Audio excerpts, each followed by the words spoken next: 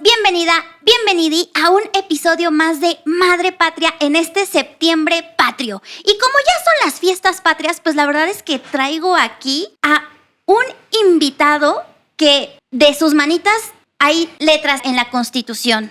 Yo tengo conmigo el placer de tener al maestro Morelos Canseco Gómez, una persona a la que yo en lo personal tuve el placer de conocer en esta legislatura en el Senado y que se ha ganado usted mi respeto y mi admiración total por su conocimiento, por el manejo parlamentario y político que usted tiene con todas las personas, no importa la fuerza política, ni el cargo, ni nada. Yo lo veo a usted y es para mí un ejemplo a seguir y inspiración total en todo lo que es el Congreso. Caramba, muchas gracias, Alma. Yo también te respeto y te admiro. También celebro la oportunidad de coincidir en estas dos legislaturas del Senado en algunas tareas propias de esa Cámara. Muchas gracias por tus palabras, las valoro mucho. Son inmerecidas, no, te lo agradezco mucho. Para nada, así que para que entiendas de quién te estoy hablando, bebé de luz, te voy a leer su CV. Para empezar, es abogado por la Libre de Derecho. También es maestro en Derecho Constitucional por la Universidad de Tamaulipas. Y aquí empezamos. Él fue funcionario del Senado como director de Relaciones Interparlamentarias. Fue también oficial mayor, también secretario técnico de nada más y nada menos que la Comisión de Puntos Constitucionales, que es en donde se ve lo mero bueno, ¿no? También en la Secretaría de Gobernación usted trabajó como director general adjunto de gobierno y también fue director de asuntos jurídicos. Si nos vamos a Tamaulipas, ahí también usted fue oficial mayor del Congreso local. Fue consejero jurídico, secretario general de gobierno, secretario del Trabajo y de Asuntos Jurídicos. Militó en el PRI y fue diputado federal. Actualmente realiza tareas de consultoría jurídica en Derecho Público en el despacho Canseco y Asociados, en donde es socio. Es y ha sido profesor de la Escuela Libre de Derecho, impartiendo clases de Derecho Parlamentario y de Técnica Legislativa en la maestría en Derecho Constitucional. Ay, adópteme, maestro. Y desde 2018 colabora en la revista Siempre con unas columnas muy interesantes. A mí la verdad es que te voy a dejar aquí el link, bebé de luz, porque el cierre de su columna sobre el tema de los libros de texto gratuitos me parece una joya así de que te vuela la cabeza de por supuesto. ¿Por qué no lo vi antes? Así que, una vez más, gracias. Gracias, maestro. Muchas gracias por la invitación, Alma. Me siento muy honrado de estar contigo y poder platicar con los bebés de luz. Es que hablar con usted siempre es un deleite, maestro. Así que de verdad, muchísimas gracias por haber aceptado estar aquí en la mesa. Un honor para mí. Y sobre todo creo que va a ser muy ilustrativo. ¿Qué le parece si empezamos y nos vamos derechito con la sección de Diccionario Parlamentario? Y para eso le voy a pedir, maestro, por favor, que nos lea el concepto de hoy. Encantado, Alma, con mucho gusto. Diccionario Parlamentario. Congreso General, organismo bicameral, depositario del Poder Legislativo Federal, también denominado Congreso de la Unión. Su principal tarea consiste en legislar para crear normas jurídicas abstractas, generales e impersonales, así como realizar las modificaciones que se requieran en el sistema normativo vigente. Muchísimas gracias, maestro. Este concepto lo sacamos del Sistema de Información Legislativa, nuestro bonito SIL que nos da Segov con mucho amor y mucho cariño. Pero vamos a desmenuzarlo mejor, maestro. ¿Qué es el Congreso en realidad? ¿Solo tiene funciones legislativas? No. Qué buena pregunta. Muchas gracias por la oportunidad de comentarla.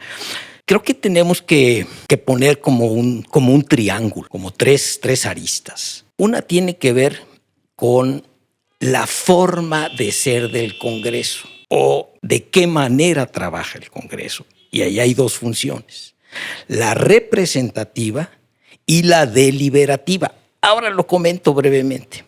Luego tenemos el qué hace el Congreso. Uno es cómo lo hace, qué hace el Congreso. El Congreso, grosso modo, tiene 4 funciones, de las cuales 2 son muy relevantes. Una, la que está en la definición, la función legislativa. Crea normas generales, abstractas, impersonales, obligatorias para regir la vida en comunidad. Descansa desde luego en la representatividad de los órganos que integran el Congreso, Cámara de Diputados, Cámara de Senadores. La segunda función, el qué hace, es toral, el control de la gestión pública en la Cámara de Diputados y en el Senado, con sus diferencias. Se trata del dinero del pueblo, está en la Cámara de Diputados. Se trata de asuntos que tienen que ver con el interés nacional, no monetario, no financiero. Genéricamente diré que está en la Cámara de Senadores. Por ejemplo, el análisis de la política exterior. Por ejemplo, la aprobación de la Estrategia Nacional de Seguridad Pública. Hay otras dos funciones que comparten las cámaras. Una, digamos, que es cuasi jurisdiccional. ¿Qué quiere decir eso? Que se asemeja a la resolución de un órgano que conoce una disputa y la resuelve. ¿En qué estoy pensando o a qué me refiero? Es muy conocido por nuestra sociedad. Le llaman el desafuero popularmente. Técnicamente es la declaración de procedencia para que a una persona que tiene una inmunidad procesal temporal mientras está en un cierto cargo, los altos servidores públicos de la nación y en caso de delitos federales de las entidades federativas, donde la Cámara de Diputados tiene que conocer que se le imputa una conducta delictiva, que sí hay razones y evidencias para pensar que lo que se afirma tiene que ver con la conducta de esta persona. Y tercero, que hay que retirarle la protección para ponerlo a disposición de la autoridad judicial. Solo interviene diputados. Y el juicio político, esa es la jurisdiccional, juicio político. Se incurre en una conducta, dice la Constitución, que redunda en contra de los intereses fundamentales de la nación. Ahí en la ley de responsabilidades, causas de juicio político, la Cámara de Diputados conoce de la denuncia, instruye el procedimiento, si por mayoría entiende. ¿Qué tipo de mayoría, maestro? Es mayoría simple. En Cámara de Diputados es una mayoría absoluta. La mitad más uno de los presentes. Si la Cámara de Diputados decide que, vamos a poner un ejemplo, que la violación que se le imputa a esta persona servidora pública es una pertinaz violación al cumplimiento de la Constitución. Concluyen que sí hay elementos para pensar que esa conducta ha ocurrido y esa acusación se lleva al Senado. Y el Senado, hoy no es el órgano de acusación, otro es el órgano de sentencia, el Senado constituido en órgano de sentencia, por 2/3 partes de las y los senadores presentes, definen si hay o no responsabilidad. Una mayoría calificada. Una mayoría calificada. ¿Usted ha visto un juicio político? No que yo sepa. No, quizás debería saberlo y a los bebeluces les ofrezco una disculpa. No tengo ningún precedente de que se haya realizado hasta la última instancia un juicio político. Porque declaración de procedencia, que es el proceso de desafuero, hemos visto. Hemos visto. El único que tengo noción que se planteó y el Senado no desarrolló es en la pasada legislatura federal. Estamos en la 65, en la 64ª. La Cámara de Diputados resolvió acusar en juicio político a doña Rosario Robles Berlanga. Y el Senado no procedió. Entiendo que esta es la razón, aunque no está formalmente expuesta en ningún documento. El tiempo para llevar a cabo la imputación y la solicitud al Senado para intervenir había fenecido. ¿Qué dice la Constitución? Un año posterior a que ha concluido el encargo de la persona servidora pública a la que se le puede exigir responsabilidad política, debe haberse substanciado el procedimiento en Cámara de Diputados y haberse llevado la acusación ante el Senado de la República. Entonces, ahí tengo dos preguntas, maestro. Una, ¿el juicio político, así como suena, tiene consecuencias legales como jurídicas? ¿Cuáles son las consecuencias de ese juicio político? Y la segunda pregunta es, entonces, cuando tuvimos este proceso de consulta popular que se nos vendió como el juicio a los expresidentes, y hablamos de Felipe Calderón, de Vicente Fox, de Enrique Peña Nieto, en realidad no hubiera sido posible ese juicio político porque pues ya había pasado más de un año que ellos habían dejado sus cargos. Lo primero es sí y lo segundo es propaganda. O sea, lo primero es sí, lo segundo es propaganda. Sí hay consecuencias previstas en el orden constitucional en el supuesto de que una persona sea imputada de responsabilidad política, la Cámara de Diputados acuse y el Senado resuelva que efectivamente incurrió en esa causa de responsabilidad. ¿Cuál es la consecuencia? Son muy graves. La destitución, si estuviera en el cargo, y segunda, la inhabilitación en el servicio público. O sea, que ya no pueden. Tiene una temporalidad. Siempre y nunca es mucho tiempo, ¿no? Entonces es una temporalidad hasta 20 años. Pero toda una vida. Es muy grave. Pues sí, si se considera, digamos, razonable el servicio público, no sé, en 30, 40 años, pues sí es una cuestión muy, muy considerable. Pero la otra cosa, Alma, me salgo un poco de la Constitución, si te parece, pues es el estigma. Creo que todo profesional del derecho debe ser muy cuidadoso en hablar de hipótesis y luego decir, bueno, hay que ver el caso concreto. Es decir, yo puedo hablar de hipótesis, pero bueno, si el caso concreto, y es lo que estaba pensando un poco políticamente, deja en la mente de la población válidamente que sí se incurrió en responsabilidad, el estigma persigue hasta la tumba. Eso estoy casi seguro. Lo otro que comentas, Alma, es propaganda. A ver, el régimen de responsabilidades de las personas titulares del Poder Ejecutivo es excepcional, es único, es para ese encargo, porque el presidente no tiene responsabilidad política. No está señalado en los servidores públicos del 110 de nuestra ley fundamental como aquellos que pueden incurrir en una causa de responsabilidad política. Ejemplos: diputadas, diputados, senadoras, senadores, ministras, ministros, fiscales, magistrados, fiscal general de la República, en este caso concreto, me restringo ahora a lo federal, desde luego los titulares de las dependencias de la administración pública federal. El presidente en nuestra Constitución no tiene responsabilidad política. ¿Qué tiene? El presidente tiene responsabilidad penal. Esa responsabilidad penal, ¿cómo se tramita? Y por eso es muy bueno tu planteamiento.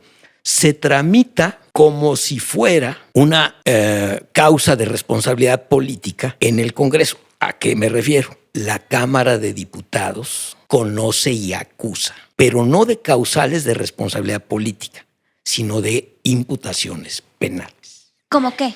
Bueno, pues un peculado. Peculado. Ha habido una sustracción de recursos públicos en beneficio del patrimonio de la persona titular del Ejecutivo. Conflicto de intereses. Estoy pensando en abuso de autoridad, uso indebido de facultades. Estoy pensando en eso. Pero puede ser incluso otro ilícito. Sí tiendo yo a pensar, perdóname si ahí no soy suficientemente claro, sí tiendo yo a pensar que ningún presidente de la República cometería ilícitos penales que no tuvieran relación con su función. O sea, no estoy pensando yo en otras cosas. No estoy pensando que la persona titular de la presidencia de la República en la administración de una herencia comete abuso de confianza. No estoy pensando en eso. Por eso doy los otros ejemplos. ¿Qué ilícitos penales también pueden estar ahí a la mano de quien ejerce la titularidad de la presidencia de la República? Bueno, pues los que le son muy cercanos a su desempeño, los electorales. Los electorales. Y esos son conductas en las que esas personas, quienes han sido titulares de esa función, pueden responder. Ahora, es cierto lo que tú dices. Cuando se hace la consulta para supuestamente, quiero decir supuestamente, porque la pregunta, como se formuló por la presidencia de la República, fue enmendada, fue modificada. ¿Y por qué fue modificada? Porque la Constitución restringe, prohíbe que se pueda consultar a la ciudadanía cualquier cuestión que implique disminución de los derechos humanos. Y cuando se señala en el tribunal de la opinión pública hay que enjuiciar a tal persona, bueno, esas personas tienen varios componentes. Presunción de inocencia. Debido proceso. Que haya una imputación concreta. Pero además, mira, Alma, estuvo muy señalado. Si se presume por la autoridad que se cometieron ilícitos por parte de un servidor público, sea quien sea, en un momento, pues, que integre la carpeta de investigación. Claro, porque denuncia, además ellos ya no eran funcionarios. Que integre la carpeta de investigación y entonces se verá si se trata de ilícitos que prescribieron o que no han prescrito. Por eso decía hace un ratito, hay que ir al caso. Claro. Hay que ir al caso. Entonces, ¿qué es lo que se hizo ahí? La verdad es lo que se hizo es vil propaganda. Es decir, no se necesita un análisis muy profundo para deducir, por ejemplo, que parte del resultado del año 2000 en la primera alternancia del partido en el poder, ya no era hegemónico, ¿no? Yo pienso que el PRI fue partido hegemónico, si le quieres poner una fecha, voy a decir que fue hasta la elección de 1976. Luego creo que es un partido dominante entre la elección de 79 y me voy a ir, lo puedes fijar en la de 94, lo puedes fijar en la de 97. Es un partido dominante, técnicamente hablando. A partir de la reforma de donde nos ubiquemos, vamos a ubicarnos en la de 96, a partir de 97, es un partido en competencia. Es un partido en competencia por el poder. ¿Y qué es lo que ocurre? Viene la primera alternancia del partido en el poder a la oposición que se presenta en los comicios. ¿Cuál es el fondo de esa expresión? Admítemelo muy genéricamente, de esa expresión para verla transcurridos varios años. Pues es una palabra muy fea. Se llama hartazgo. Por supuesto. Es hartazgo. Entonces, un cansancio generalizado. No le podemos poner ribetes, ¿verdad? Insuficiencias en el funcionamiento democrático. Le podemos poner el error de diciembre, la elevación del IVA, la manera en que en la Cámara de Diputados, a mí no me consta, pero la percepción, la leyenda urbana es que se festinó la aprobación de un impuesto, o la elevación del IVA. Es un error político de primaria, es decir, nunca debería un representante popular festinar la elevación de un gravamen. Es decir, ¿por qué? Por todas sus implicaciones. Entonces, pero bueno, lo digo en ese sentido. ¿Por qué voy a esto? El presidente Zedillo políticamente fue sancionado con esa derrota. El presidente Fox políticamente fue sancionado con una elección muy controvertida. Yo, en lo que he leído, en lo que he tratado de estudiar, estoy convencido que fue una elección muy cerrada y un triunfo legítimo de Felipe Calderón en su momento. Pero hubo una sanción. O sea, no fue una elección, que refrendataria. El mandato de Calderón fue sancionado por el ciudadano y triunfó la candidatura de Enrique Peña Nieto. Y bueno, ¿quieres que repita la palabra? Hartazgo. Es decir, en un periodo muy corto, y tiene su explicación. Siempre he pensado que la derrota del PRI en el año 2018 sí tiene explicaciones varias. O sea, uno es la inseguridad en el país. Dos es finanzas públicas sanas, pero finanzas familiares en aprietos. Y tres, la percepción pública de la corrupción rampante en el gobierno. O sea, bueno, resumen, hartazgo. El juicio estaba hecho. Entonces decir, oye, vamos a hacer una consulta para que se enjuicia. A ver, la sociedad ya los enjuició. Totalmente. Políticamente. Castigo. Electoralmente. Ahora, ¿tienes asunto penal en contra de ellos? Perfectamente.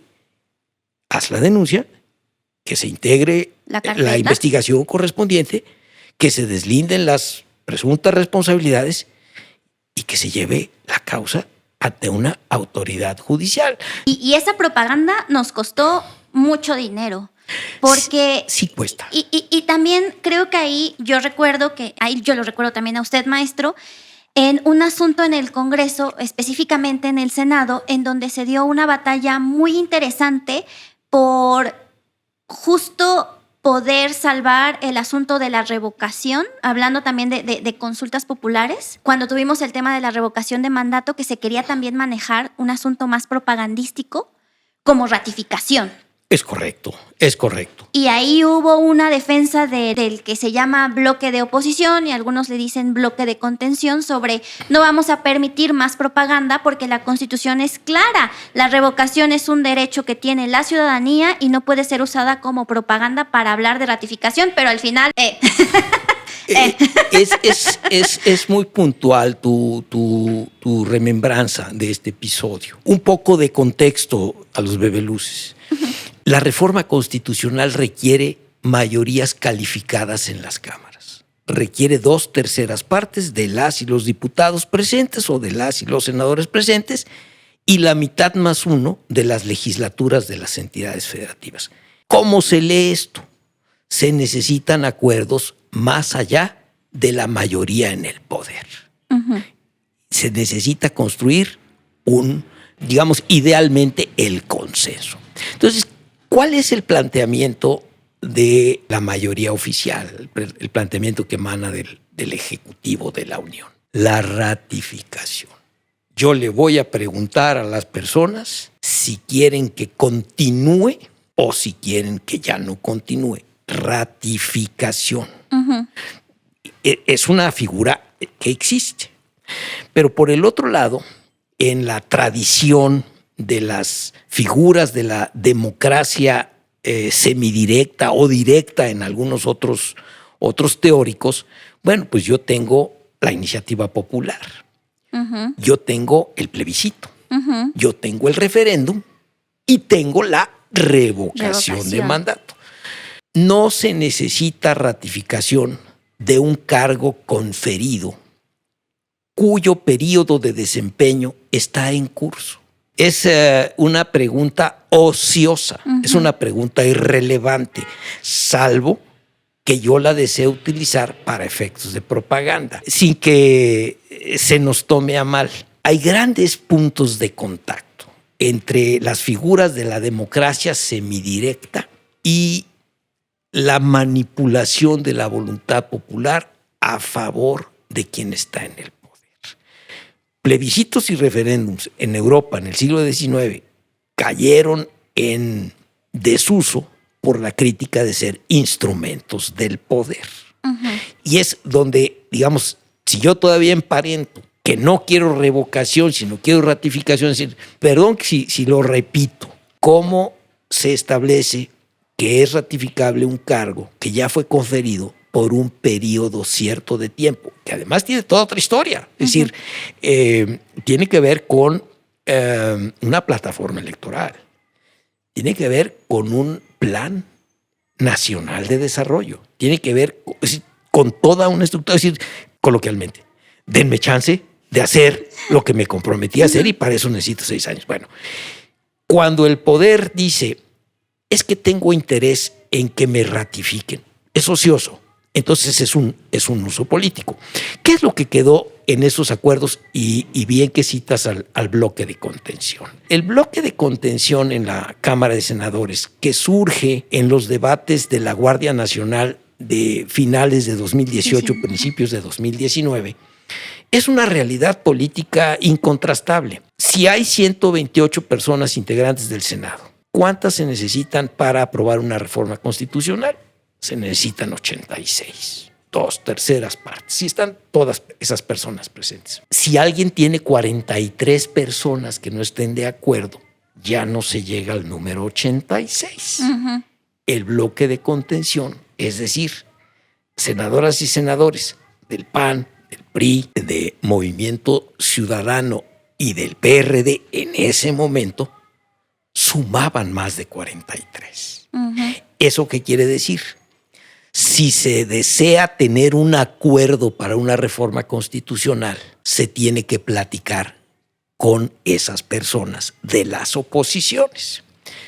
Si hay algo muy importante del bloque de contención, yo creo que es una enseñanza presente para el futuro. El compromiso de hacer valer el contrapeso de las oposiciones si actúan unidas.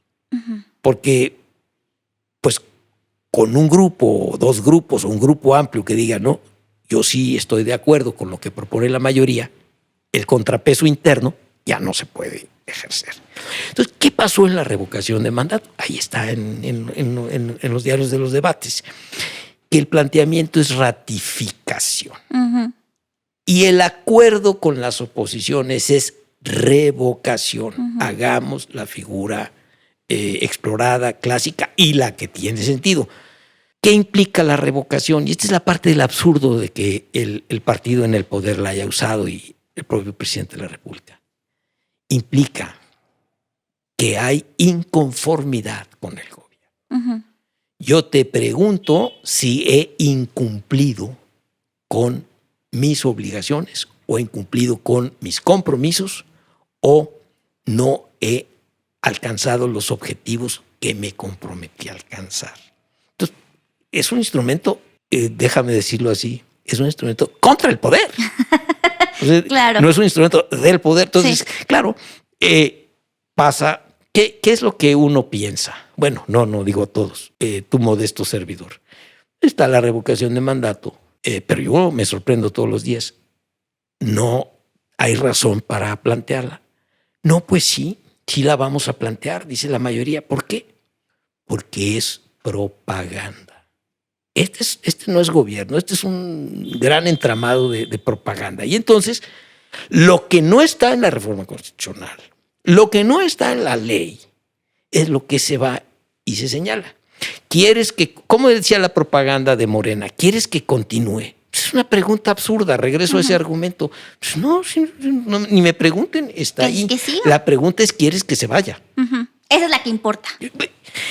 ¿Y cuándo importa? También hay que decirlo, porque es un gasto inútil y una acción fatua. ¿Por qué? Porque las oposiciones y el general de la sociedad no consideró, y no lo consideró que ni lo pidió ni se volcó, un asunto de la mayoría, que el sentimiento popular fuera en el sentido de que había que revocar el mandato al presidente. Entonces, ahí tengo otra duda, maestro, porque en realidad ¿se le podía aplicar la revocación de mandato a este presidente? ¿No hay un asunto de la retroactividad de la ley? Trató de cubrirse en la reforma constitucional con las previsiones transitorias. Los artículos transitorios que son así como que la letra chiquita del contrato cuando aprobamos una ley. Déjame discrepar un poquito más que sea la letra chiquita del contrato. Porque a lo mejor hay otras letras chiquitas también en el contrato. Sí.